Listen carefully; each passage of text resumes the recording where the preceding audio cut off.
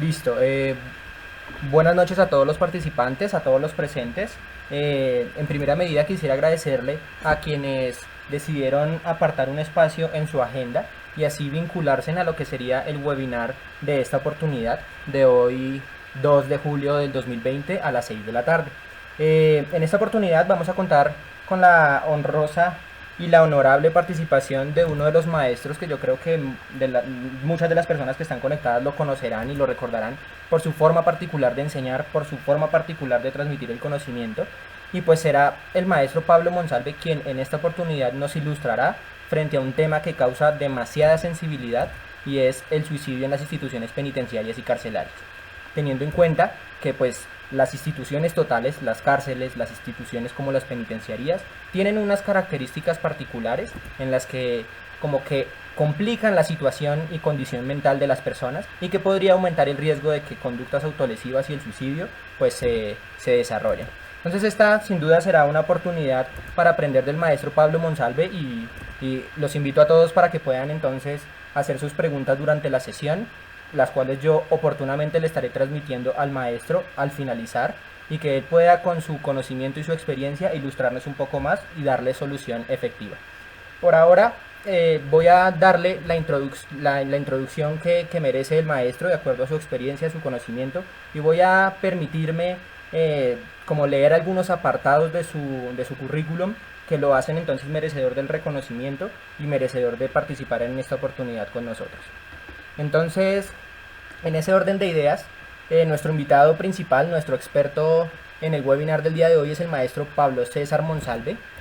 Como se los decía, un reconocido docente de universidades aquí en Colombia frente a temas de psicología y frente a temas de psicología clínica y modificación del comportamiento. El profesor y maestro Pablo César Monsalve es actualmente asesor experto para la Oficina de las Naciones Unidas contra la Droga y el Delito. Como les decía, es docente universitario de varias universidades y lo ha sido también de algunas que como que soportan un reconocimiento especial. Es terapeuta y conferencista.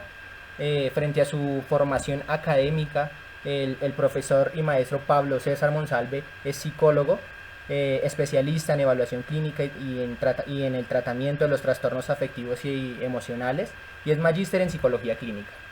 Frente a su experiencia, no me voy a detener de forma profunda en esta oportunidad porque podríamos yo creo que tardar muchísimo tiempo describiéndola, pero yo creo que van a ser como va a ser posible de que todos los participantes, tanto como ustedes como yo, vamos a lograr reconocerla a partir de su introducción al tema que nos convoca el día de hoy. Entonces voy a darle la bienvenida a nuestro docente y experto invitado, que es el maestro Pablo César Monsalve, que obviamente, totalmente agradecido con usted, profesor. Le agradezco mucho por la participación, por aceptar a mi invitación y por aceptar participar de un encuentro virtual de aprendizaje como lo solemos desarrollar. Entonces sea usted bienvenido y le doy la palabra, no le quito más tiempo porque el experto en esta oportunidad es usted y no yo. Entonces bienvenido, profesor. Carlos, muchísimas gracias por la invitación. Un saludo muy especial a todas las personas que en este momento se están conectando a través de Facebook.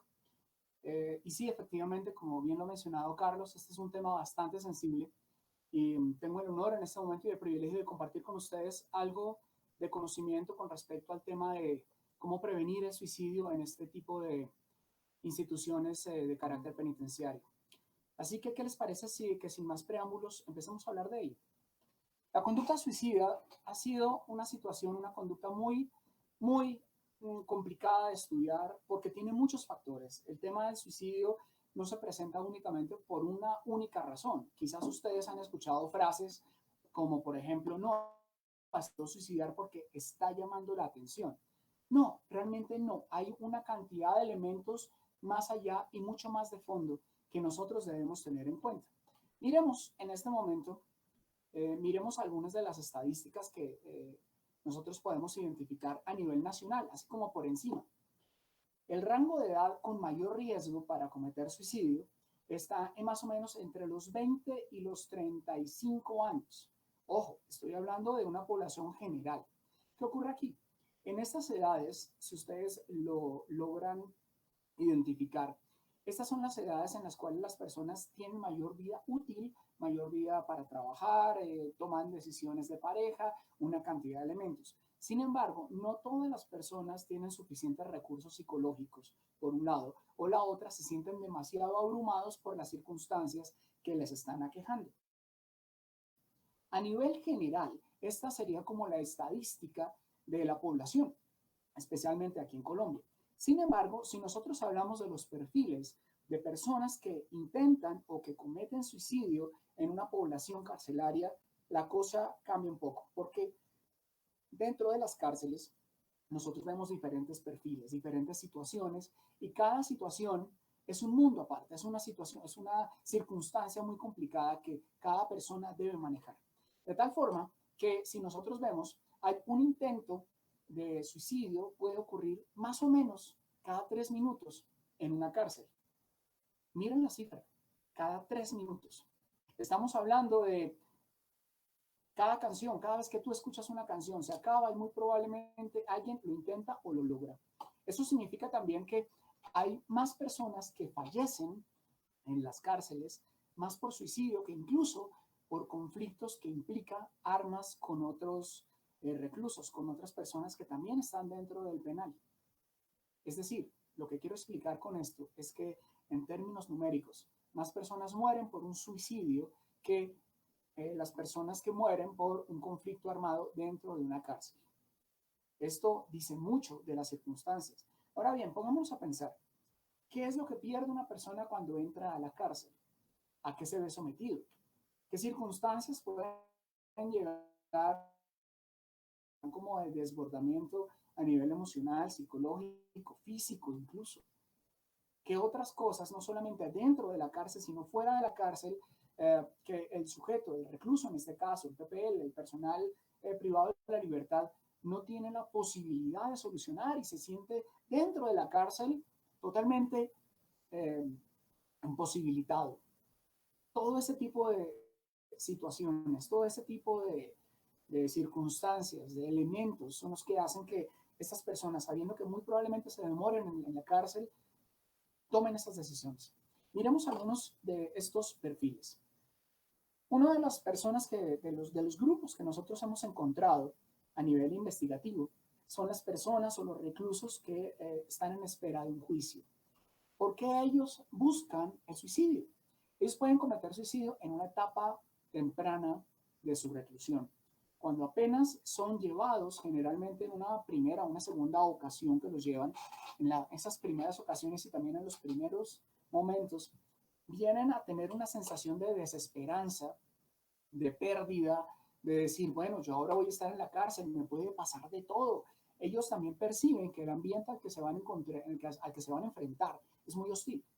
De tal manera que ellos llegan con una sensación de no estoy preparado para esto, yo no me imaginé llegar acá, además siento que rompí todo tipo de vínculo social con mi familia, con mis amigos, con mi trabajo, no voy a volver a ser el mismo, tengo una sensación de abandono, una sensación de pérdida total y sobre todo una sensación de soledad y de desesperanza.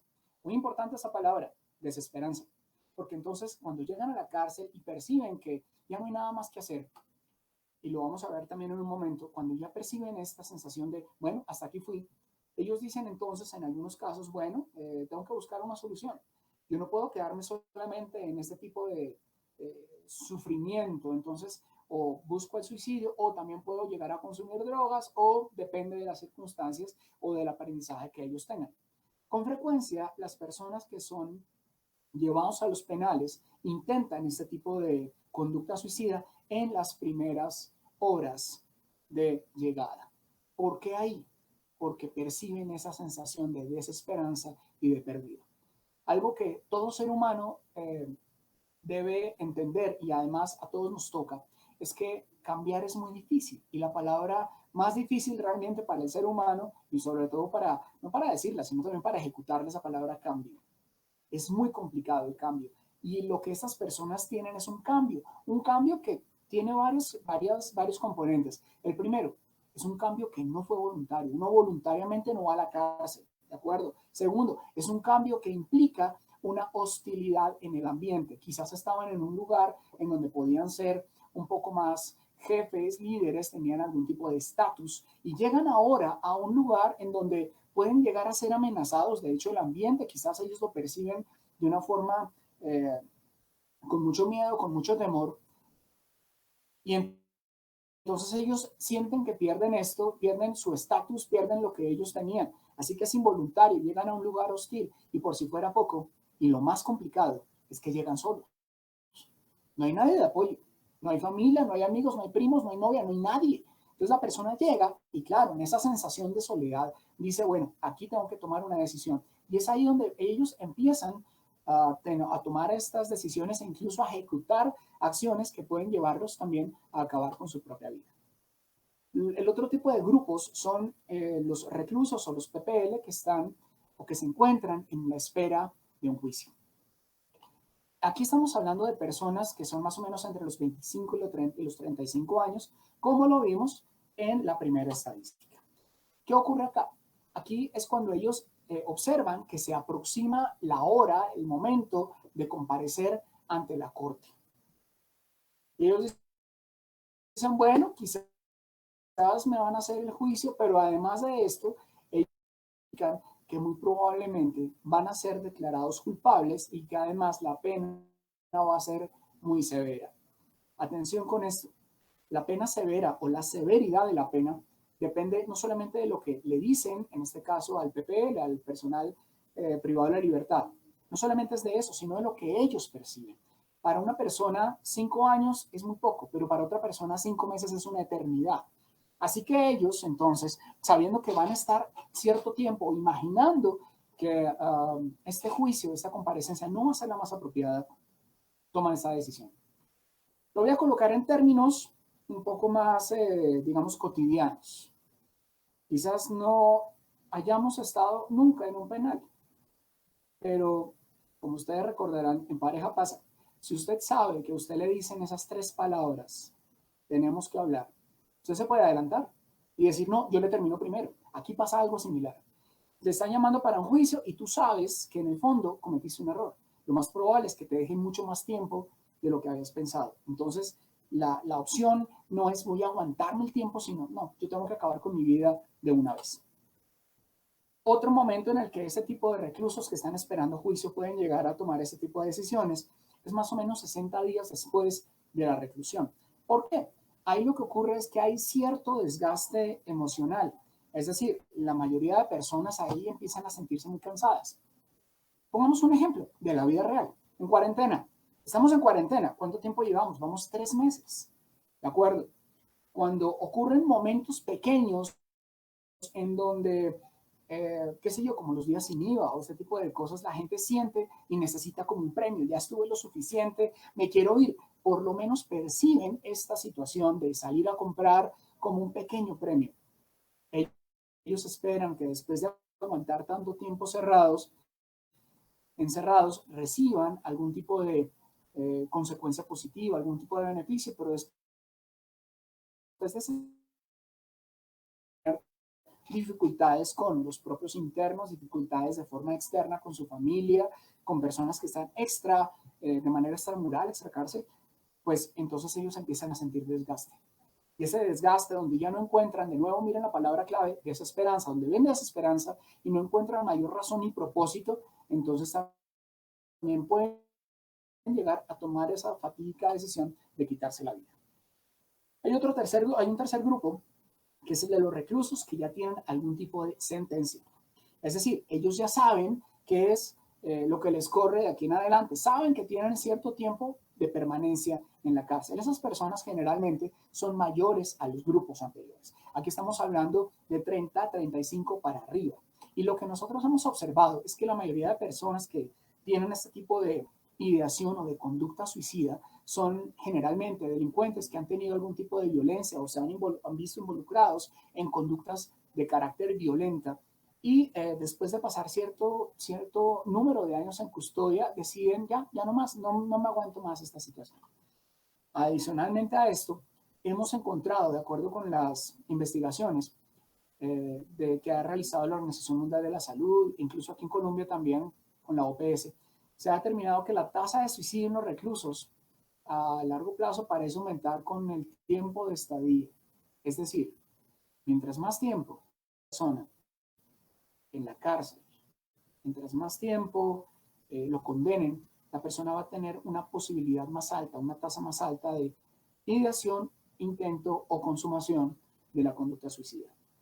Esto es muy complicado. Recuerden, cada 3 minutos hay un suicidio. Esto es para poner alarmas en todo lado y para empezar a ver qué es lo que nosotros vamos a hacer frente a ello. El otro grupo son los reclusos que ya tienen alguna sentencia, pero además dentro de este grupo de personas que ya tienen la sentencia, hemos identificado que hay algunas situaciones que pueden llegar a precipitar o generar en ellos esa idea de cometer suicidio.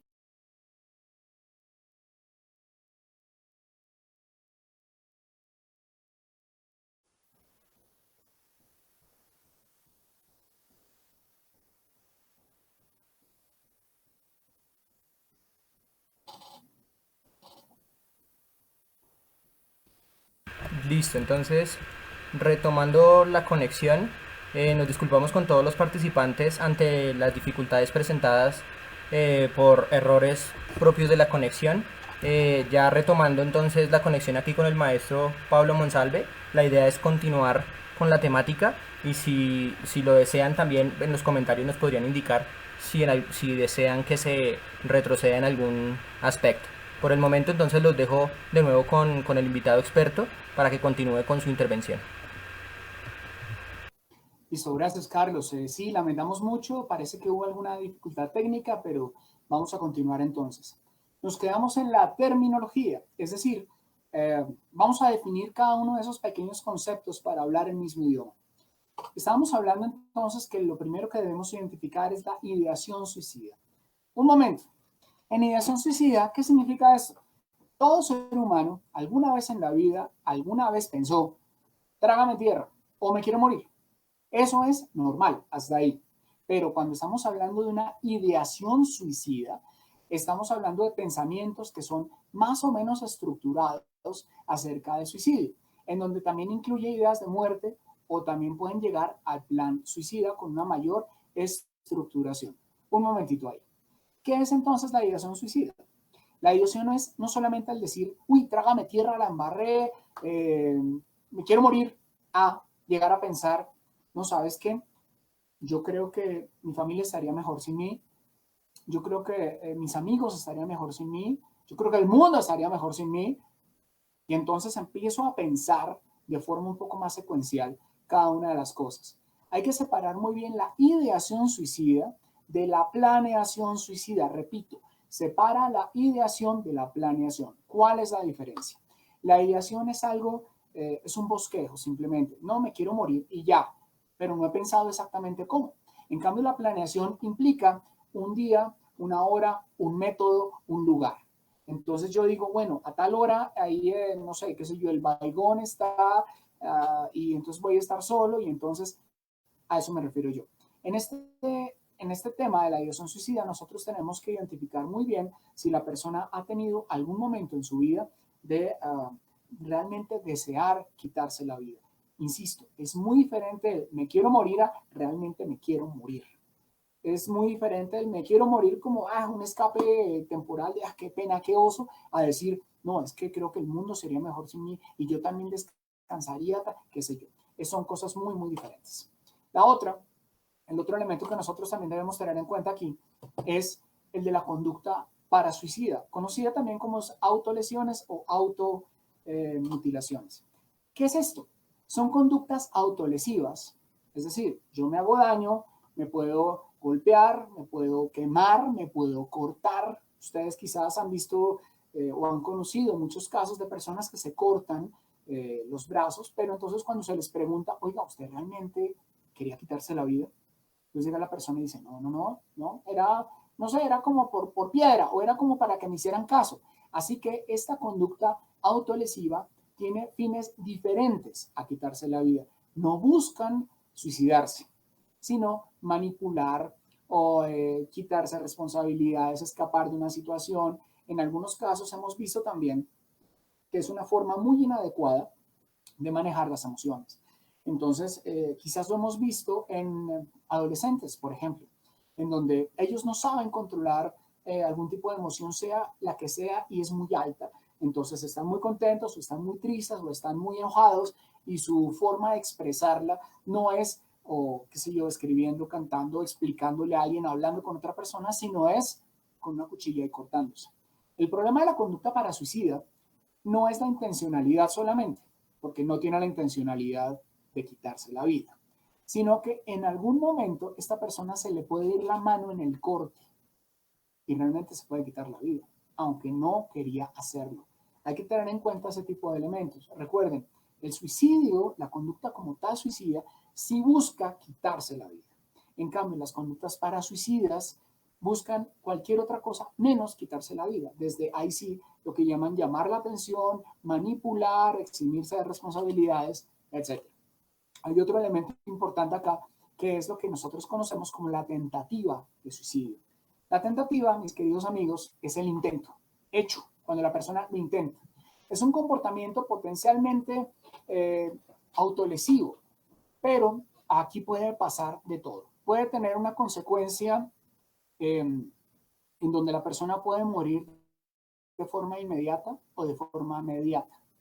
Es decir, puede que la persona, qué sé yo, se intentó suicidar tomándose unas pastillas y terminó en un lavado brutal en el hospital. Listo, no se suicidó, no le pasó nada. Pero otra persona lo intentó y no murió de forma instantánea, sino que en medio de la ambulancia, llegar al hospital y todo, tuvo mucho sufrimiento físico y ahí finalmente falleció. ¿Cuál era el tema de la tentativa de suicidio? Es que aquí la persona realmente sí buscaba quitarse la vida. Cuando esas personas sobreviven a los intentos, se les pregunta, bueno, ¿usted qué buscaba? Ellos lo comentan, sí, yo quería quitarme la vida. Ok, ¿qué tenemos que hacer aquí? Mucho cuidado. Por estadística, por teoría y por experiencia, personas que han intentado quitarse la vida previamente tienen mayor probabilidad de intentarlo nuevamente. ¿De acuerdo? Por otro lado, a mayor número de intentos, mayor probabilidad de que alguno de ellos sea efectivo, es decir, sea un suicidio consumado. En este caso, las tentativas de suicidio son más frecuentes en mujeres que en hombres. Las mujeres lo intentan más en una proporción de 4-1, es decir, eh, hay de cada 5 suicidios, 4, de cada intento de suicidio realmente, 4 fueron realizados por mujeres. Pero pasa algo bien interesante.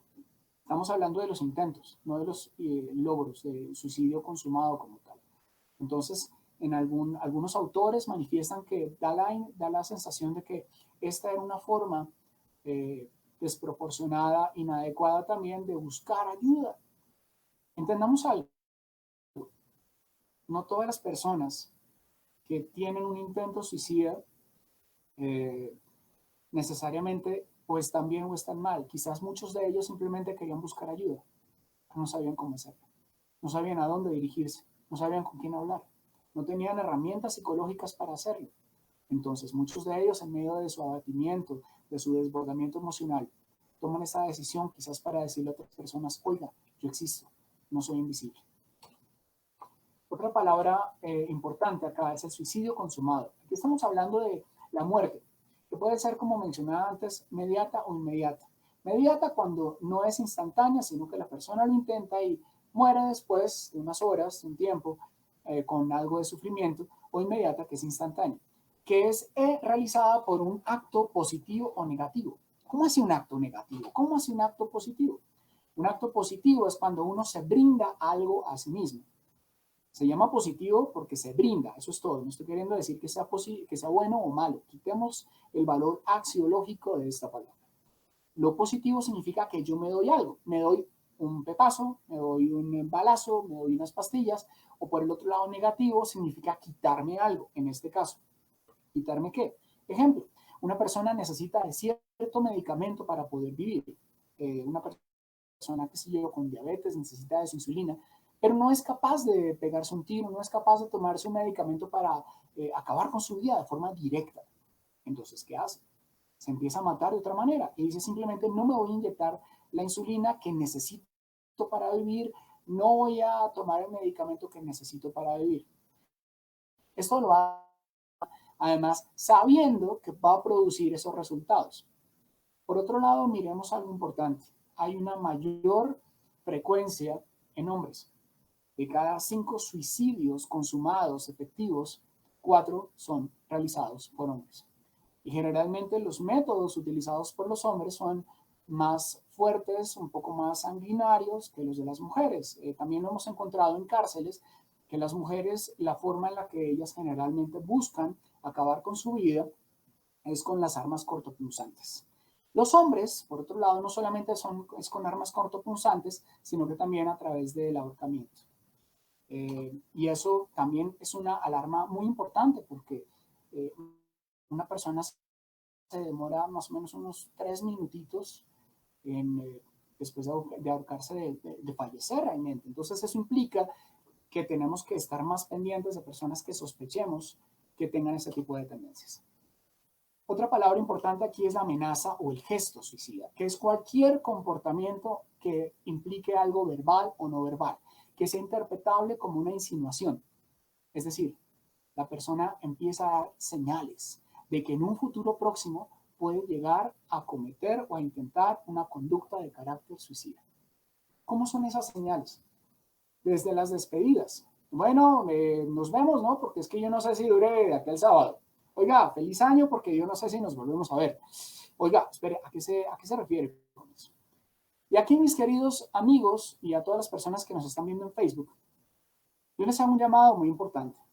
Yo sé que la conferencia está asociada con personas que no tienen libertad, personas que están en cárcel, pero es importante que tengamos lo siguiente en cuenta. Un gesto suicida puede usted verlo en redes sociales. Sí, en redes sociales se puede ver. Hemos sabido del caso de un estudiante de una prestigiosa universidad aquí en Bogotá que unos días antes de lanzarse de un octavo piso de su universidad, él había dejado algunos mensajes en Instagram y muchos le habían dicho like. Muy bonito. Oh, qué poético eres. Mis amigos, cuando ustedes observen que una persona empieza a colocar de manera sistemática mensajes de tristeza, depresión, soledad, desesperanza, paren todo, paren todo. Usted chatea a esa persona por interno, dígale, necesitas hablar. Aquí estoy, hablemos. Que quizás yo no pueda hablar contigo, te voy a referir a otra persona. Mira, encontrémonos, tomémonos un café, pero tú no eres invisible. Si nosotros simplemente le damos likes a las personas porque qué bonito que escribió, tú no sabes si lo que está queriendo decir con ese escrito, esa publicación en Facebook, Instagram o lo que fuera, tú no sabes si realmente lo que está diciendo ahí es ayuda, me quiero matar. Ayuda, voy a hacer lo siguiente en tantos días. Hemos encontrado también videos de estudiantes. Hay un video aquí en Bogotá de un estudiante de un prestigioso colegio de aquí de la ciudad, en donde unos días antes él se había grabado en su celular diciendo, bueno, el día viernes me voy a lanzar del edificio Colpatrio. Ok, quizás nadie lo sabía, pero él en algún momento, después de que se suicidó, entrevistaron a la familia y a los amigos y muchos de ellos decían, sí, pues él de vez en cuando decía eso, como que sí. Señores, quitémonos esos mitos. El que habla de suicidio, dicen por ahí, es porque no lo va a hacer. No, al contrario. Si usted percibe que alguien está hablando de matarse, pare, hable con esa persona. Si no tenemos los conocimientos necesarios de una intervención en crisis, que por cierto vamos a estar dictando posteriormente en un curso, si no tiene los elementos de intervención en crisis de primeros auxilios psicológicos, si no tiene los elementos de prevención de suicidio, todo esto también lo vamos a dictar en el curso, si no tiene esos elementos, remítalo.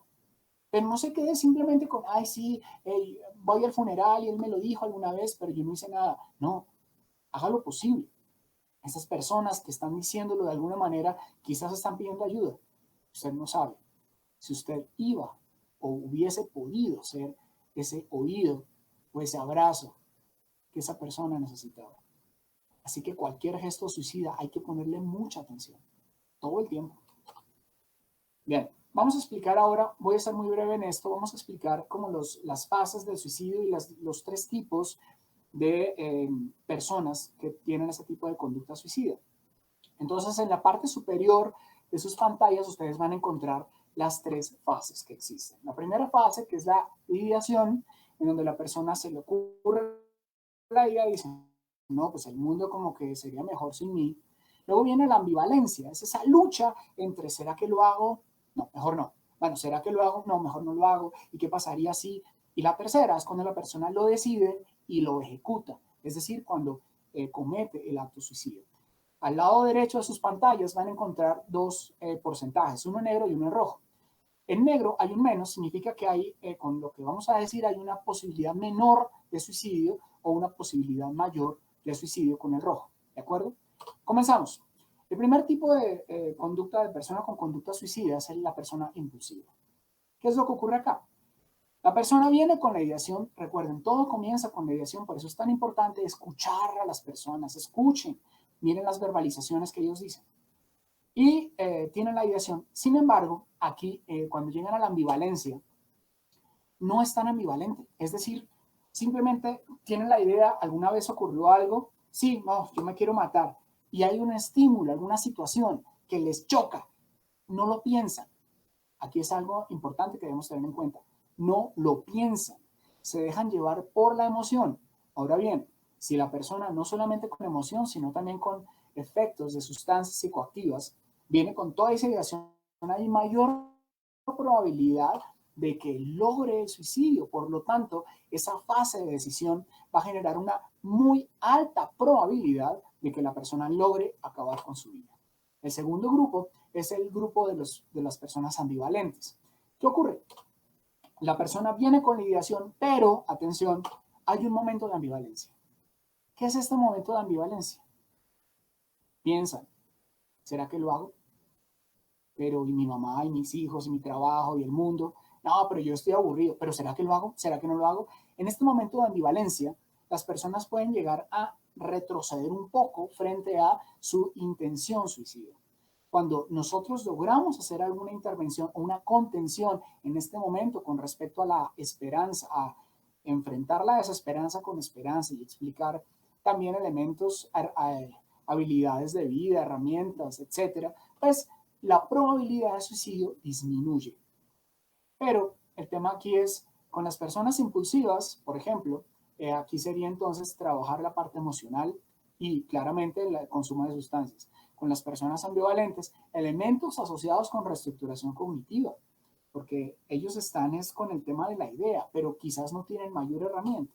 Y el tercer grupo se llaman los finalistas. Estas personas tienen una diferencia muy alta, muy grande con respecto a los dos anteriores. Si bien todo comienza con una ideación, ellos ya saben lo que van a hacer. Realmente a esto, ver qué soportes tiene la persona en términos de redes. Quizás muchos de ellos pueden llegar a sentirse solos y abandonados y por lo tanto la probabilidad de suicidio, en este caso con las personas finalistas, es muy, muy alta. Espero haber sido claro con este gráfico, de tal manera que todos ustedes puedan haber tenido suficiente claridad conceptual. A lo que venimos. ¿Cómo prevenir? ¿Cómo prevenir el suicidio? Aclaremos dos conceptos importantes. El primero, no todos los suicidios son prevenibles. Muchos sí, la mayoría sí, pero hay otros que no. ¿Cómo así? Espere, ¿cómo así? ¿Cómo así? Sí, pongamos ejemplos. Cantantes famosos, Chester Bennington de Linkin Park, él no avisó. Hay fotos de él 36 horas antes compartiendo con su familia. Nadie lo sabía. La segunda idea importante aquí es que si bien no todos los suicidios son predecibles, pero la mayoría sí, precisamente nos vamos a concentrar en esa gran mayoría de los que sí son prevenibles. Y nosotros tenemos la posibilidad de hacerlo. ¿Cómo lo hacemos en una cárcel? ¿Cómo podemos desarrollar este tipo de programa, de idea, de tal forma que la tasa de intentos suicidas en las cárceles disminuya de forma ostensiva? Ok, lo primero que vamos a hacer entonces se llama la confrontación del riesgo. ¿Y cómo se hace? Lo primero que hay que hacer es entrenar a la comunidad. ¿En qué? Todo el paquete de primeros auxilios, intervención en crisis, elementos de reestructuración cognitiva. Obviamente, no todas las personas en su profesión, en su experticia, necesariamente tienen que tenerlos, pero sí lo básico. Por ejemplo, el grupo de guardia de los penitenciarios necesitan tener herramientas básicas para poderlo desarrollar. No necesariamente tiene que decir, es que como yo no soy psicólogo, entonces yo no le puedo ayudar, suicidarse. No, no, no. Yo tengo la posibilidad de hacerlo. ¿Cómo? Porque en algún momento alguien me explicó, bueno, hay que descontextualizar al paciente, hay que hablarle de esta forma, hay que una cantidad de herramientas y de formas. Claro que se puede hacer y es entrenable. No necesariamente tiene que ser una persona del equipo psicosocial para hacerlo. La segunda es que también hay que identificar las conductas de riesgo suicida. ¿Cómo? Un screening. ¿En qué momento se hace? Desde el momento en que las personas llegan al penal. Como muchos de mis estudiantes me han escuchado decir, caras vemos, trastornos no sabemos. Las personas que llegan a los penales pueden venir con N mil cosas en su cabeza. Ellos llegan a un penal por delitos. Yo entiendo eso.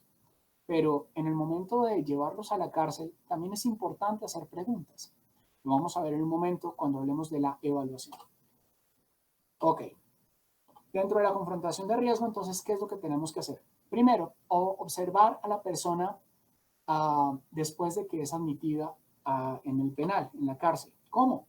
Verifique señales, cambios de conducta, las conversaciones que tiene para identificar emociones, cómo es su forma de manejar las emociones, qué hace el recluso cuando está contento, cuando está triste, cuando está de mal genio, ha tenido conductas de autolesión o de suicidio previamente, ha tenido ideación suicida anteriormente. Verifiquen también la supervisión, más bien, dentro de todo este asunto es importante supervisar las visitas de familia. Eso no significa que tenga que estar necesariamente el equipo psicosocial con la familia en la visita, no se trata de eso. Pero sí es importante que haya algún tipo de grupo de apoyo para las familias. Porque muchas familias, en vez de ayudar a la persona que se interna en la cárcel, se descargan con él, que traen todos los problemas, sabiendo que él no puede hacer nada, que no tiene ni obra, ni parte, ni no puede hacer nada, está encerrado. Lo cargan y lo cargan y lo cargan de cosas o de decisiones que se tienen que tomar. Y la persona que está en cárcel no puede hacer mayor cosa ahí. Claro, entonces se siente muy abrumado por esto. Otra cosa importante también para trabajar con familias está asociado con la forma en la que se le habla al recluso. Cuando llegan las familias, es importante explicarles las noticias que deben decirles a los reclusos, no ocultarlas, sino ser positivos, ser sabios y prudentes en la forma en la que se le dan las noticias al recluso. Ejemplo, no, que su papá se accidentó. ¿Cómo se lo van a decir? Si se lo dicen de una manera muy fuerte o si primero hay que suavizar la situación, sí, mira, tuvo un accidente pero se encuentra estable, él es, no sé, ese tipo de elementos. Y otra cosa muy importante para trabajar con familias, que lo hemos visto no solamente en cárceles, sino también en hospitales, es que visiten, que los visiten. Tanto en cárceles como en hospitales hemos encontrado que las personas simplemente son dejadas ahí, nadie las va a ver, las dejan botadas literalmente, no hay familia al respecto. Entonces hay un equipo psicosocial donde también hay trabajo social, donde ellos también pueden encargarse en facilitar ese tipo de comunicación con las familias para que estén más pendientes de sus familiares reclusos. Dentro hay programas que nosotros podemos desarrollar que son más de detección, perdón, donde yo identifico personas que tienen un alto riesgo y con ellos es que me voy a concentrar en desarrollar cierto tipo de actividades. Por ejemplo, desde de grupos terapéuticos. Bueno, perfecto. Entonces organizamos un grupo en donde haya personas que hayan tenido alguna vez en la vida un intento o que hayan tenido algún momento en la vida, alguna conducta de autolesión o para suicida o una persona que la haya, en fin, grupos de ese estilo, de tal manera que se brinden apoyo, ojalá, claro, dirigidos por un terapeuta, un profesional en la materia. Y fortalecer cantidades industriales de redes de apoyo. Atención, no solo las redes de apoyo externas, no solo es la familia o la gente que está extramural, no, también las redes internas, porque es que es una nueva realidad para el recluso. ¿Cuál es la nueva realidad? Pues estoy en la cárcel, ¿qué hago? Me tengo que hacer amigo de este, de este y de este, pues entonces tengo que organizar mi propia red social acá, pero entonces que la red social sea un poco más positiva. En algunos lugares también se había organizado una especie de hermano mayor que es el que se encarga de cuidar a otra persona o de hacerle como la inducción, estar pendiente, alguien que sea más confidente para poder conversar y que además de eso también le brinda información oportuna, veraz, benéfica y no chisme al grupo psicosocial para que también estén apercibidos y muy pendientes del sujeto del cual se sospecha que hay, que puede llegar a tener una conducta suicida. Segundo elemento importante, además de la confrontación, es la anticipación. ¿Cuál es la diferencia? En la confrontación yo simplemente identifico quién tiene riesgo. Aquí en la anticipación es, ya identifiqué a quién tiene riesgo, ahora bien voy a trabajar con estos que efectivamente tienen un riesgo. ¿Qué voy a hacer? Monitorearlos. ¿Cómo? De acuerdo con las estadísticas, no solamente en Colombia, sino a nivel mundial, el mayor tasa de suicidios, momentos para suicidio en las cárceles es en las noches, donde se percibe que ya no hay tanta guardia, que ya no hay tanta luz, quizás el compañero o los compañeros de celda no están tan presentes o tan pendientes o simplemente dormidos, y entonces la persona puede llegar a cometer ese tipo de conducta. Entonces, ¿qué tocaría hacer? Especialmente un monitoreo en turnos nocturnos, estar más pendientes de ellos. Los reclusos que son considerados suicidas activos, o sea, de los cuales sospechamos una conducta, requieren una supervisión mucho más constante, de tal manera que nosotros podemos estar más pendientes de ellos. Ojo, no solo equipo psicosocial, sino también personal de guardia, incluso los hermanos mayores de los cuales hablamos, ese grupo de campaña, de acompañamiento, incluso también las personas que están dentro de un grupo terapéutico dentro del mismo penal. Se debe proporcionar supervisión ininterrumpida y cierto tipo de contacto humano, especialmente cuando estas personas llegan a un momento en donde se percibe algún tipo de segregación. En esta humanidad nosotros generamos cierto tipo de discriminación que quizás no es tan notoria como dentro de un penal, que hay puertas cerradas y muros cerrados. Y si en algún momento a algún recluso se lo deja en una situación de aislamiento, va a ser la locura para ellos, va a ser una situación muy, muy complicada. Necesitan contacto humano. ¿Cómo estás? ¿Cómo te ha ido? ¿Cómo te sientes? Ven, hablemos, cuéntame. ¿Y qué es de tu vida? ¿Cómo es tu familia? ¿Qué equipo de fútbol te gusta? ¿Cuál es tu comida favorita? ¿Qué te gustaría hacer cuando salgas de acá? Hablar también de otro elemento. Los reclusos que han levantado algún tipo de sospecha, realmente con ellos sí se requiere de una vigilancia, un monitoreo mucho más frecuente. Entonces, especialmente para personal de guardia, que pasen más o menos cada 5, cada 15 minutos verificando qué está haciendo el recluso del cual sospechamos que tiene este tipo de conducta, que puede llegar a ejecutarla. Dentro de la anticipación al riesgo tenemos que hablar de varias cosas. Una es la comunicación entre el funcionario que efectúa la detención y el personal. Quien detiene al recluso tiene que hablar con el personal y decirle, mire, yo alcancé a hablar con él y detectamos estas cosas. Quizás aquí en Colombia, en muchos aspectos, no sé si necesariamente en otros países, pero por lo menos aquí ese tipo de cosas se saltan, sea por el afán de llevarlo rápido, por las circunstancias legales, lo que fuera. Pero sí es muy importante que la persona que lo lleva también entable algún tipo de conversación. Finalmente son humanos, cometieron errores. Sí, quizás errores de los más pequeños a los más grandes, pero siguen siendo humanos, siguen siendo personas. ¿Por qué no hablarles? Bueno, cuénteme usted por qué está acá. Ahora bien, ya dejemos de hablar de por qué está acá. Cuénteme cómo está usted. ¿Usted qué se imagina que va a ocurrir? Venga, le explico lo que va a pasar. Entre el personal del establecimiento, que incluye el personal penitenciario, la atención médica, salud mental, el equipo psicosocial, todos deben hablar también con respecto a cada uno de estos prisioneros, de estos PPL, que tienen riesgo suicida. Algo así como lo que llamamos en clínica una especie de comité técnico, en donde nosotros decimos, bueno, ¿tú cómo lo ves? No, mira, yo creo que sin hablar sin romper la confidencialidad lógica, pero sí decir, mire, yo creo que este tipo está en riesgo, oiga, yo también lo vi como alterado, oiga, sí, yo lo vi como hiperkinético, ok, perfecto. Entonces ya todo el equipo sabe que debe tener cuidado con. ¿Qué pasa si no hablamos? ¿Qué pasa si no hablamos? Uno lo detectó y no habló, no se lo dijo al equipo y efectivamente el PP, la persona privada de la libertad, se suicida. El que lo supo, el que lo identificó, no habló. También va a tener una carga psicológica. Oiga, fue mi culpa, yo porque no dije nada, yo sabía. Para prevenir todas esas circunstancias, estas situaciones, para eso es la comunicación. Y también, claramente, la comunicación entre todo el personal y la persona y el recluso, que en este caso tenemos sospecha suicida. Hay que hablar con ellos. O sea, como le digo a mis estudiantes, uno no es el profesor Xavier para leer en la mente a la gente, uno no es un X-Men. Uno tiene que hablar con ellos y preguntarles cómo te sientes. Bueno, cuéntame, me enteré que antes de venir acá tú habías intentado, no sé, o habías pensado quitarte la vida. ¿Has vuelto a tener ese tipo de ideación o de pensamiento?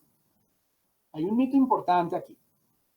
Hay un mito en el que muchas personas creen que no, es que mejor no hablemos de suicidio porque entonces eso como que le da ánimo a la gente para que empiece con la pandemia suicida. No, al contrario, sí hay que hablar de suicidio, hay que hablar de estos temas. ¿Cuál es la diferencia de hablar de suicidio a hablar de drogas? Si yo voy a algún lugar a hablar de drogas, si quiero hacer prevención de drogas y lo que yo hago es hablar de los efectos de las drogas, lo que yo estoy haciendo, no falta el que diga por allá, oiga, sí, yo, y a mí no me pasó. Y entonces la gente eso genera mucha curiosidad. Pero si yo hablo de suicidio y de la importancia de la vida, de la importancia de cuidarnos, las personas van a tener más claro, más entronizado y más, se van a personar más de estos temas, de tal manera que van a estar más pendientes de cuidarse unos a otros y sobre todo de si alguien llega a tener este tipo de ideación, va a querer comunicar su problema, va a querer evitar llegar a ese tipo de conductas posteriormente. ¿Qué señales de alerta son las generales? No solamente en personas dentro de los muros, sino también en la humanidad entera cuando tienen algún tipo de gesto o de amenaza suicida. Bien, una de las cosas que nosotros hemos visto son notas o frases ambivalentes. Espere. Frases ambivalentes, sí. No, la vida no vale nada. Es mejor morir. No lo estoy personificando yo, no estoy diciendo yo me quiero morir. Estoy hablándolo muy ambiguo. La vida no vale nada, es mejor morir. La soledad es mi mejor amigo, cosas de ese estilo. Si es muy recurrente, un momento, señal de alerta. Y por otro lado, las notas. No todas las personas que acaban con su vida dejan notas, pero si las dejan, si usted llega a encontrar una, actúe de inmediato. No permita que pase más tiempo después de que usted haya encontrado una nota o que tenga conocimiento de ella. La otra, quejas físicas múltiples. Hemos encontrado también que a pesar de que orgánicamente no tienen algún signo objetivo de una dolencia real, de una enfermedad, de un trastorno físico real, esas personas empiezan a tener que me duele, que me siento, este tipo de elementos, quizás asociados con la somatización de su propio cuerpo frente a la angustia, también puede llegar a ser una señal de alerta. Los cambios en las rutinas. No solamente dentro de la cárcel, en donde ya tienen como uno identifica que fulanito de tal le gusta hacer este tipo de actividades y que de un momento a otro se apagó o cambió radicalmente, sino también miremos, por ejemplo, en la sociedad. Personas que eran buenos estudiantes dejan de serlo, personas que antes eran un poco más entradoras o extrovertidos, de un momento a otro se visten como diferente, hablan raro, hablan más lento, hablan más pausado, su forma de hablar es más triste o quizás más hiperkinética. Hay que tener cuidado con esto y estar muy alertas. Otros elementos claves aquí, muy importantes para todos, es el uso de alcohol y drogas. ¿Por qué? Todo lo que es sustancias psicoactivas obviamente se incluye alcohol. En el momento en el que la persona lo consume, eh, las personas pueden llegar a tener una conducta de carácter desinhibido. Es como si en el cerebro, ustedes recordarán, el cerebro tiene un elemento que nos hace humanos que se llama la corteza cerebral. Y el otro elemento que le llamamos el cerebro animal, que es la parte límbica. Todos tenemos esas dos partes, ¿de acuerdo? En un consumo de drogas duerme, adormece, seda la parte de la corteza cerebral, que es la que nos vuelve humanos, que es la que toma las decisiones, que es la que diferencia un peligro de una ventaja. Y si la persona tiene una ideación con intentos previos, pensando mal de la vida, del mundo, de sí mismo, del futuro, pues muy probablemente intente hacerse daño a sí mismo o a esto. Personas que ustedes identifiquen que ya vienen con ideación suicida y además están consumiendo sustancias, tienen una alta probabilidad de cometer suicidio. Personas que de un momento a otro empiezan a tener conductas impulsivas o también agresivas. O no solamente de un momento a otro, sino que ya vienen con ese patrón de conducta. Lo hablamos hace un momento. Hay suicidas que son impulsivos, es decir, no lo piensan. Simplemente actúan por lo que ellos llaman instinto. Y ese tipo de elementos genera, obviamente, muy malas decisiones, entre ellas claramente quitarse la vida. Los regalos a personas cercanas, pero regalos que para ellos son importantes. Por ejemplo, uy, ¿sabe qué, parce? Yo le voy a dar esta pulserita que a mí me la regaló mi abuelo y se la quiero que usted se la lleve. Oiga, ¿usted por qué me está dando esto? No, porque pues, es que yo ya me voy. ¿Cómo así que usted se va? Explíqueme. Es una señal de alerta. Cuando empiezan a regalar cosas que para ellos son muy importantes o que nunca se quitaban o que siempre hablaban bien de ellas, a pesar de que económicamente no tengan valor, para ellos sí tienen un valor sentimental o emocional. Las cartas de despedida que mencionamos hace un rato y sobre todo identifiquemos muy bien las verbalizaciones que ellos tienen. ¿Cómo hacen las verbalizaciones? Sí, claro, no. Ellos dicen. Ahí viene lo que los psicólogos llamamos la triada de Beck, que son los pensamientos que se tiene acerca de uno mismo, acerca del mundo o acerca del futuro. Si, por ejemplo, las personas tienen esos tres elementos súper negativos, ¿no? Yo no valgo nada, yo estoy aquí estancado, yo no puedo hacer nada, mi vida no tiene sentido. Del mundo, no, toda la gente me está amenazando, aquí me están ignorando, mira la soledad en la que me tienen. O del futuro, no, aquí me voy a quedar toda la vida, no hay nada que hacer, aquí será morirme porque ¿qué más hago? Si tienen ese tipo de elementos o incluso más, también son señales de alerta. Miren y observen muy bien la forma en la que las personas hablan acerca de esos tres elementos. Brevemente, ¿qué debemos hacer entonces?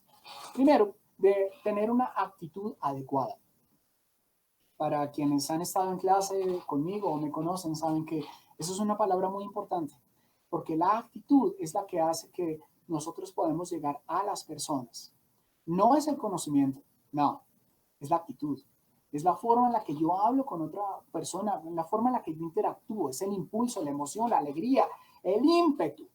Pero aquí, cuando yo estoy observando que una persona me está manifestando que se quiere matar, mi actitud debe ser, ojo, muy positiva, claro, pero también tiene que ser serena, empática y no emitir juicios. No empezar a culpar a la persona, no, pero es que usted qué va a poder hacer si usted es un drogo, mire todo lo que usted hizo, antes debería más. No, lo que yo estoy haciendo entonces ahí, haciendo las cosas al revés, es abriéndole la puerta, es dándole el arma para que básicamente acabe con su vida. No, la actitud debe ser lo más empático posible.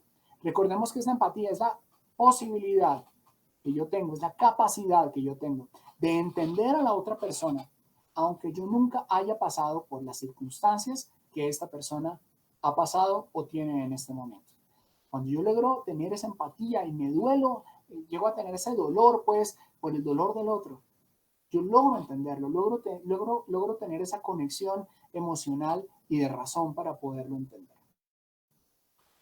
¿Qué hacer? Si nosotros vemos pacientes suicidas, podemos llegar a tener algún tipo de reacciones de rechazo o de compromiso emocional.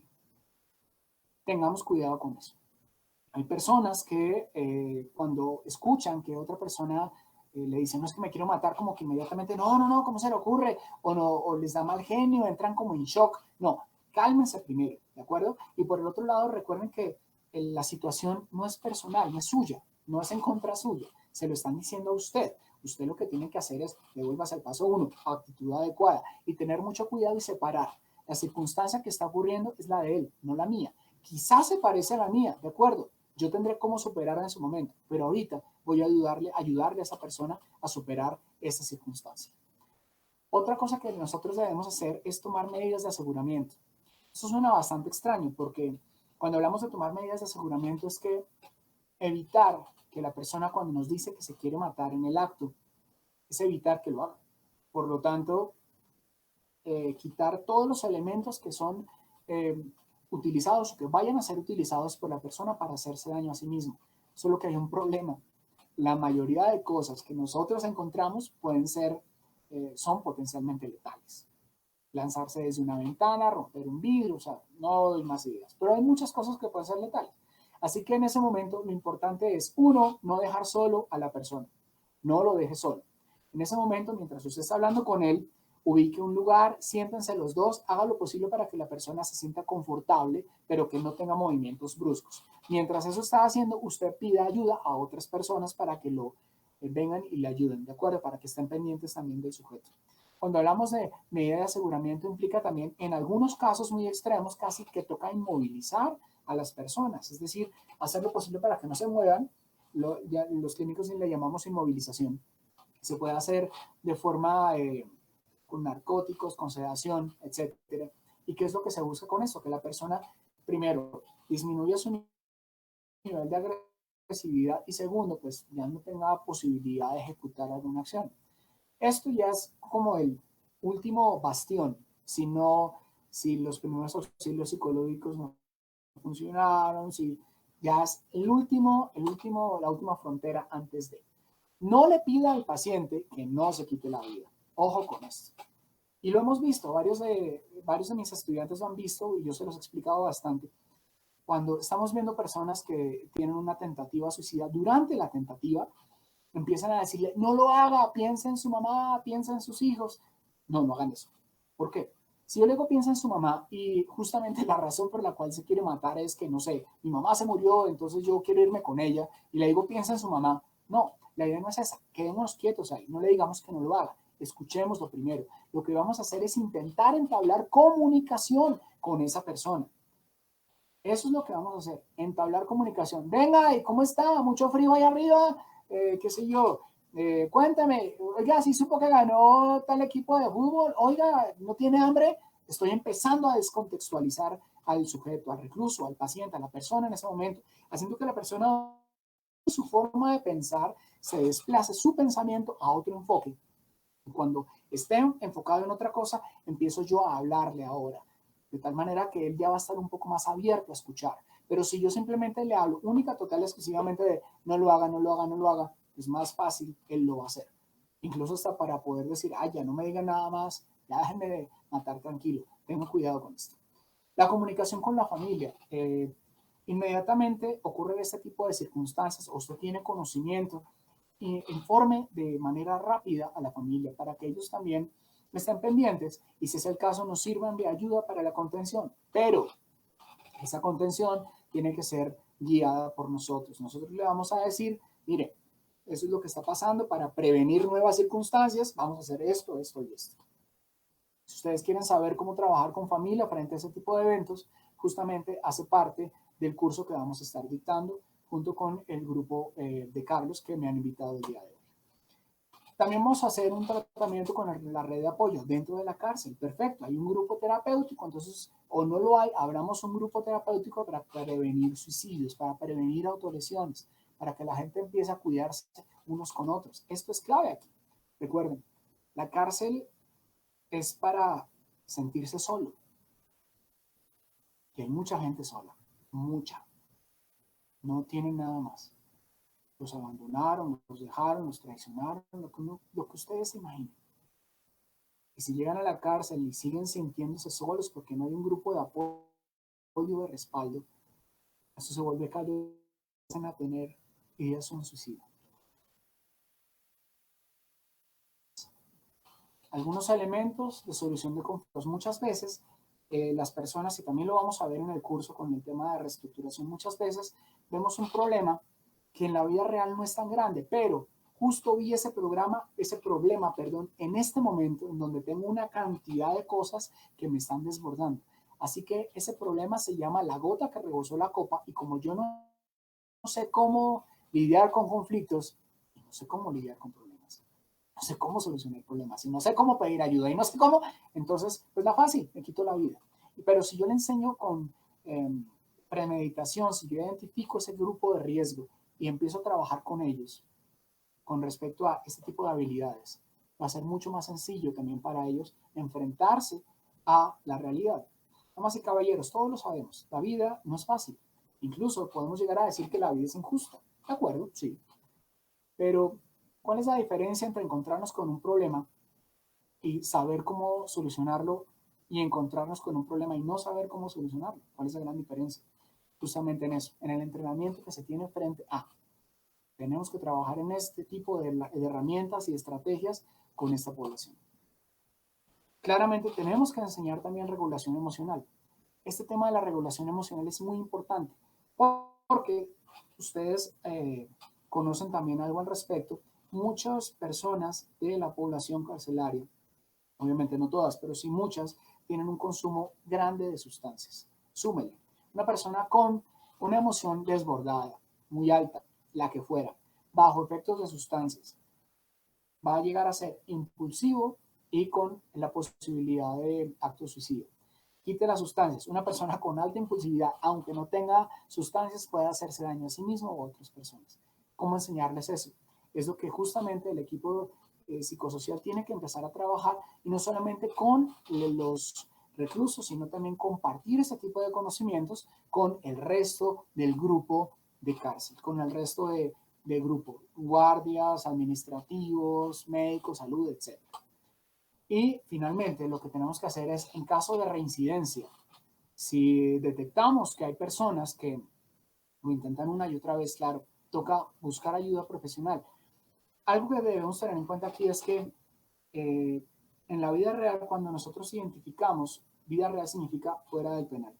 Cuando identificamos una persona con conducta suicida, inmediatamente tenemos que remitirlo a psiquiatra, porque puede haber un trastorno de base.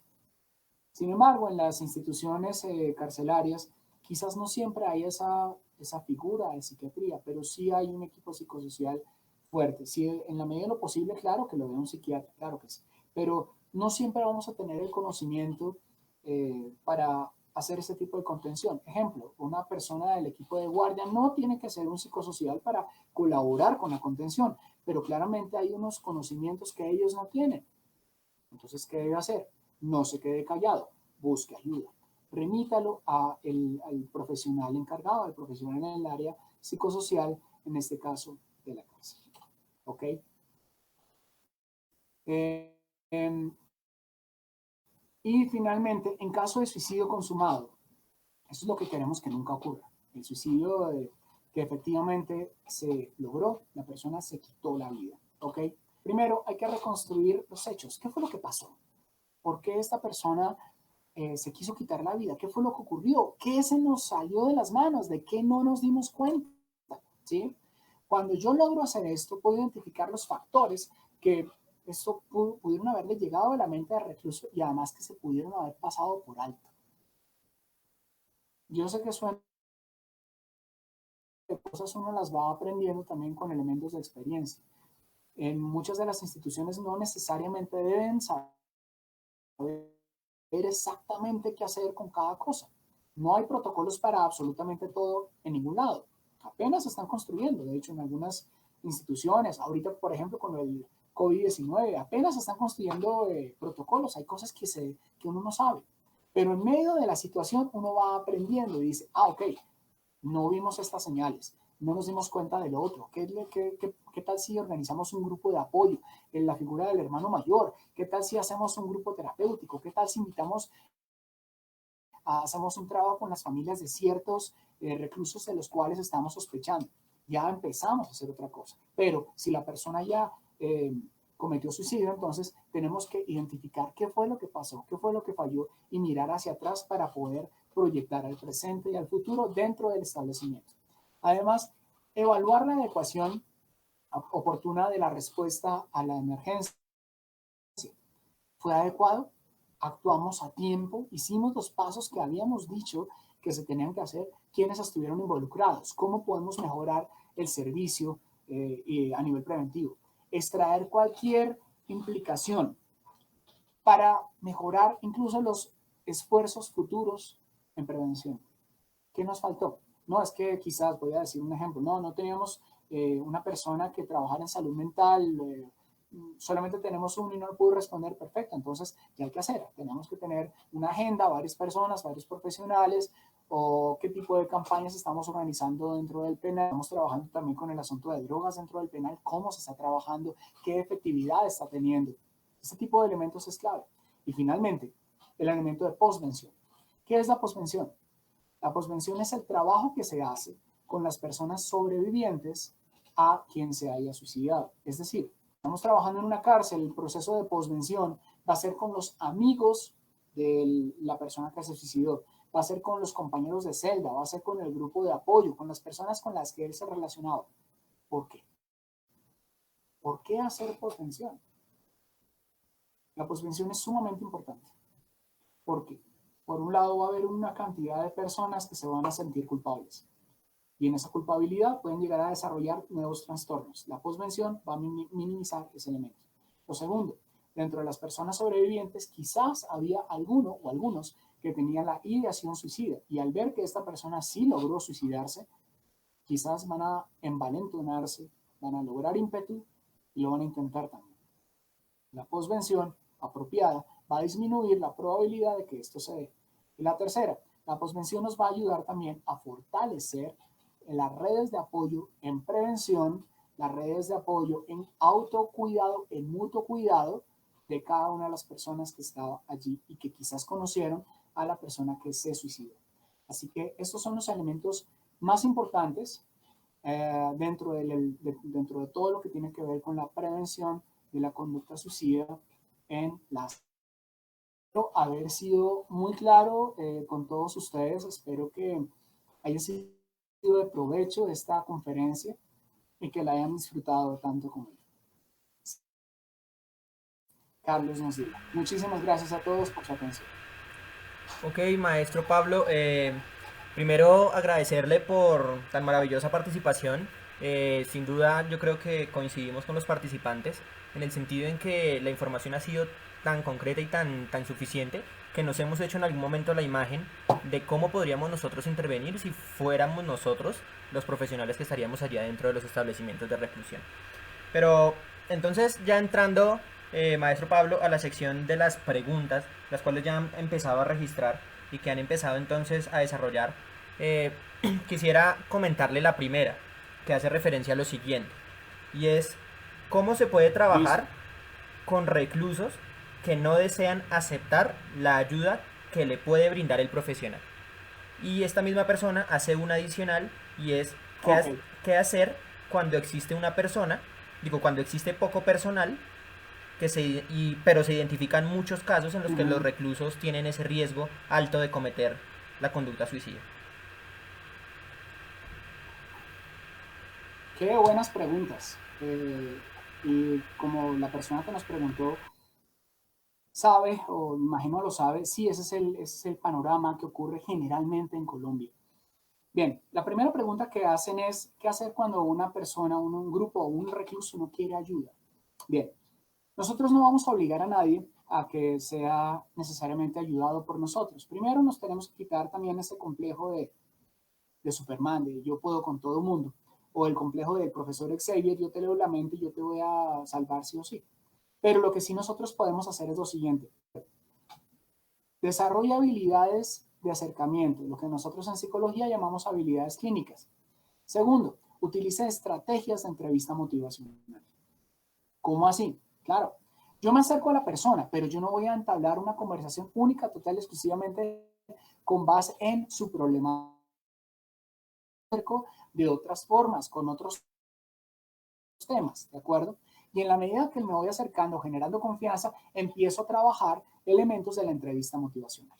Por otro lado, la segunda pregunta que hacen es, bueno, sí, sabemos que hay muy pocos grupos eh, psicosocial en los penales. Nosotros lo sabemos. Espera un momento. Pero es que además nosotros trabajamos con gente y de los penales también hemos sabido que hay muchos PPLs, muchas personas privadas de la libertad, reclusos, que nos pueden ayudar siendo líderes. Un momento. Hay que saberlos escoger. Esto lleva una cantidad de elementos, de características, en fin. Pero ¿qué vamos a hacer con ellos? Yo puedo llegar como parte del equipo psicosocial a dirigir, a fundar, a formar un grupo de apoyo. ¿De acuerdo? En la medida que yo hago el grupo de apoyo para el tema de suicidio, por decir algo, Sí, va a ser un solo grupo con un número específico de personas, entre 15 y 25, y hasta ahí. Pero yo sé que hay más personas que lo hacen. Al principio yo tengo que desgastarme y abrir varios grupos, pero luego yo voy a identificar quiénes son líderes ahí, quién tienen esa posibilidad de hacerlo, y además de ello, personas que yo vea que cumplen con ciertas características. ¿De acuerdo? Ok, ¿qué voy a hacer con ellos? Yo voy a multiplicar mi conocimiento, voy a multiplicar la red de apoyo, voy a multiplicar la ayuda de tal forma que ya ellos puedan de forma autónoma generar grupos de apoyo, de mutua ayuda, en donde eventualmente yo voy a estar presente también apoyando, generando algún tipo de terapia o manejo profesional adecuado. Pero si todo depende de lo que yo haga, no, gravísimo. Intentemos buscar personas que tengan las cualidades, el liderazgo y que además sean positivos para que también nos colaboren multiplicando esta función de campaña de mutua ayuda y de yo te cuido, tú me cuidas. Parecido al coronavirus, pero es así, de cuidémonos todos. Muy bien, maestro, muchas gracias por esa como resolución tan efectiva a las preguntas de nuestra participante. Aquí otro de los participantes nos registra una pregunta y le inquieta al parecer lo que tiene que ver con el amarre de los reclusos con alto riesgo suicida. Nos pregunta bajo qué condiciones se realiza específicamente. Bien, cada institución debe tener algún tipo de protocolos. No necesariamente, yo lo mencioné como amarre, no sé si yo utilicé esa palabra, se llama inmovilización. En clínica le llamamos inmovilización, ¿de acuerdo? ¿Qué es lo que tocaría hacer? Llevarlo a algún lugar en donde podamos garantizar que no haya ningún objeto alrededor contundente con el que se pueda hacer daño, ¿de acuerdo? Y además de eso, estar presentes allí. Esa sería como la solución más indicada. Quiero aclarar algo importante. Cada penal tiene condiciones físicas, de infraestructura y de personal diferente. Lo que sí tendrían que hacer es una invitación que ya he hecho anteriormente con el INPEC a través del Ministerio de Justicia y a través de Naciones Unidas, con quienes también he estado trabajando al respecto. Es una invitación para que empiecen a desarrollar protocolos de prevención en este tipo de ámbitos. Insisto, no todo el mundo tiene protocolos para todo, pero nos toca hacerlos. Y esa es una tarea que nosotros podemos empezar a trabajar. Para quien ha preguntado, qué importante es que lleve esa pregunta de acuerdo a su institución y diga, ¿por qué no hacemos un protocolo de prevención de suicidio que lleve estas características? ¿Y qué podemos hacer? O sea, identificamos personas, identificamos tiempos, identificamos espacios. Cuando yo logro hacer eso, entonces me queda mucho más fácil hacer un buen programa de prevención y no solamente de prevención, sino también de afrontamiento del riesgo, que es el punto del cual estábamos hablando. Muy bien, maestro. Aquí nos registran otras preguntas adicionales. Una es la siguiente. En el caso de que dentro de un establecimiento de reclusión, ya sea centro penitenciario o carcelario, existan varios casos de suicidio en los PPLs en conjunto, ¿qué es lo más adecuado realizar? Nos dice aquí la participante o es recomendable aislarlos, pero en el caso de que se presente hacinamiento, ¿cómo se realizaría la contención para evitar la presencia o aumento de más casos de suicidio? Bien, insisto, cada cárcel, cada penal, cada institución tiene características uh, físicas muy diferentes. Sabemos que hay un problema de hacinamiento en Colombia, eso lo sabemos a través de los noticieros, es una verdad, ¿de acuerdo? Pero lo que nosotros sí podemos hacer en este caso es, primero, yo sugiero, hagamos un grupo de ayuda, un grupo terapéutico de ayuda, en donde yo permito que cada persona hable. Segundo, si obviamente la persona que nos está hablando tiene la facilidad de contactar o dentro de su penal hay un psicólogo, un grupo de psicosocial, entonces que cada una de esas personas también pase por psicosocial, que pase por psicología, importante también que pasen por psiquiatría y que empiecen a hablar de sus problemáticas. Tercero, ese grupo de apoyo va a servirnos no solamente para que entre ellos se colaboren en términos de vamos a vivir, sino que también nos va a ayudar y le vamos a brindar a ellos algún tipo de privilegios y de deberes especiales para que ellos también se sientan más útiles. Hemos encontrado que las personas que quieren quitarse la vida también lo hacen porque ya sienten que no tienen futuro, que no son inútiles, que no aportan nada. Pero si yo le demuestro a esa persona que puede lograr cosas, que puede aportar algo para sí mismo y para el grupo con el que está, podemos lograr una reducción importante y significativa además de la posibilidad de suicidio. Listo, maestro. Aquí encontramos otra pregunta. Yo creo que esta es de especial interés para los psicólogos jurídicos y para los psicólogos clínicos y en general los demás campos aplicados, porque precisamente como que involucra algo que es muy importante y es el posible engaño de una persona. Y la pregunta es la siguiente: ¿cómo diferenciar a un parasuicida de un suicida? Muy concreta. Bien, sí, sencillo. La gran diferencia es la intencionalidad. ¿Cómo llegamos a saber eso? A través de una entrevista. ¿Qué tengo que preguntarle a la persona? ¿Cuál fue el antecedente? ¿Qué fue lo que pasó justo antes de que este sujeto, de que el recluso, haya querido intentarlo? Y segundo, ¿qué es lo que buscaba con eso? Ojo con esto. ¿Qué es lo que buscaba? Muchas personas van a llegar o a negar su intención suicida, ¿de acuerdo? O a exagerarla. Los que la pueden llegar a negar, quizás sí querían suicidarse, pero les da como pena o dicen, no, no, es que yo ya estoy bien. No importa. Con ambos grupos lo que vamos a trabajar es prevención de suicidio, número uno. Y número dos, con ambos grupos también tenemos que llegar a trabajar con la penúltima diapositiva que colocamos, que hace referencia a todas las habilidades. ¿Qué es lo que ocurre acá? Identifiquemos también qué consecuencia hubiese podido obtener o puede llegar a obtener una persona que tiene una conducta de intento suicida. ¿Qué podría llegar a ganar? ¿Qué gana con eso? ¿Es realmente una situación de manipulación? ¿Es una situación de escape total de todo problema de su vida? Es decir, ¿es manipulación neta o es un intento de suicidio real? Esa sería la respuesta. Listo, maestro. Hasta el momento no nos han dejado, digamos, alguna otra pregunta para realizar.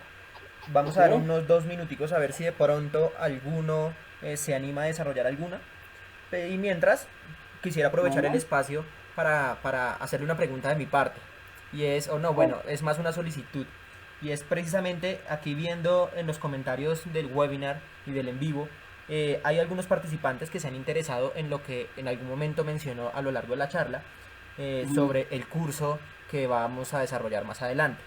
Se Así encuentran es. interesados sobre esto y quisiera, maestro Pablo, que desde su experticia, desde su percepción y desde lo que tiene planeado como currículum, nos informara un poco más acerca y me ayudara a describir un poco más acerca del curso para que tengan la posibilidad de conocer lo que se podría obtener a partir de su participación. Con el mayor gusto. Y claro que sí, Carlos. Bueno, el eje central aquí tiene que ver con suicidio, claramente. Pero es que el suicidio no es una conducta per se, no es que, qué sé yo, se me torció una tripa, se me cayó una tuerca, entonces se me ocurrió.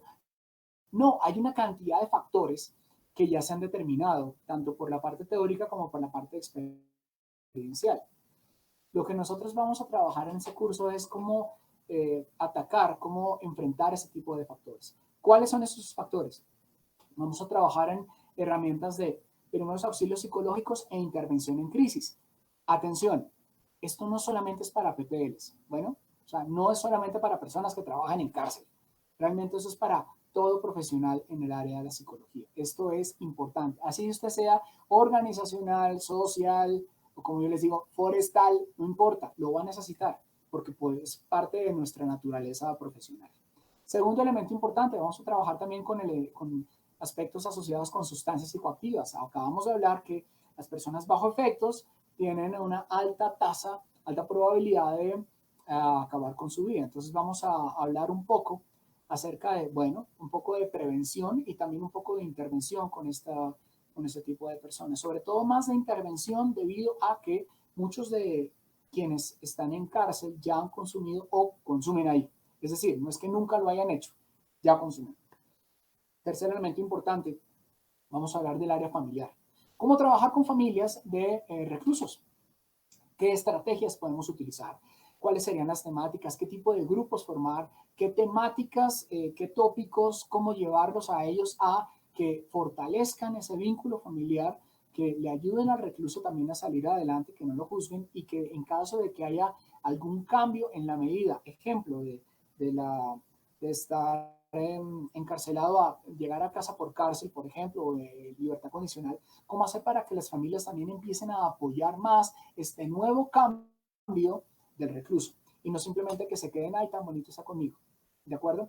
Y claro, vamos a continuar hablando de algunos elementos y herramientas importantes a nivel individual que están asociados con la prevención del suicidio. Es decir, todo el paquete de herramientas, estrategias y habilidades personales que debe tener, en este caso, el recluso para poder enfrentar y afrontar la vida. Atención, no es aplicable solamente para cárceles, esto es aplicable para todas las personas. Es decir, son habilidades de vida, desde toma de decisiones, de pensar a futuro, etcétera, que aplican no solamente para personas reclusas, sino para cualquier otro ciudadano en este país, en el mundo incluso. Esas serían como las temáticas grandes que abarcaríamos dentro del curso. Evidentemente, maestro Pablo, yo creo que el curso es una apuesta adicional a lo que sería la comprensión del fenómeno del suicidio como un fenómeno complejo, multicausal y que pues tendrá una multiplicidad de variables a intervenir. Entonces seguramente el curso será una gran apuesta y su conocimiento y su experiencia también será de gran agrado para los participantes. De acuerdo a esto, entonces, el día de mañana, al momento de salir la pieza publicitaria, se hará la publicación en redes sociales en cuanto a sus características, el nombre específico del curso, el valor curricular, el valor y costo frente a su inscripción y todas las características concernientes para que, o todas las características que se necesiten conocer para que puedan acceder las personas interesadas. Entonces, pues no queda más que invitarlos a todos a que puedan participar de este interesante curso con el profesor aquí, Pablo Monsalve, que evidentemente a lo largo de la sustentación nos ha mostrado el desarrollo experiencial de la profesión de la psicología en temas como lo son el suicidio en instituciones penitenciarias y carcelarias.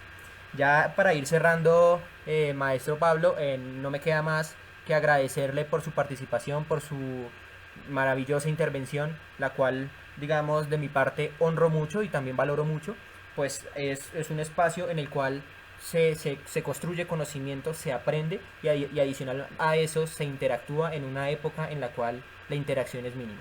Entonces, muchísimas gracias, profesor, por su participación.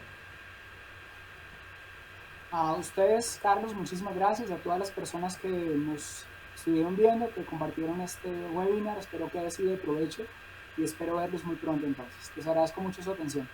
Ya para finalizar entonces les agradecemos a todos los participantes que permanecieron durante el webinar a pesar de la falla técnica inicial. A todos aquellos entonces los invitamos a seguir pendientes de cada una de las transmisiones que se desarrollan por medio de las redes sociales. Y no siendo más entonces, podríamos dar por cerrado nuestro webinar del día de hoy, invitándolo, profesor y maestro, a que en algún momento también podamos contar con usted más adelante en otro encuentro más para que podamos así distribuir un poco más de conocimiento. Claro que sí, con el mayor gusto. Yo quedo pendiente y al servicio de ustedes. Mil gracias.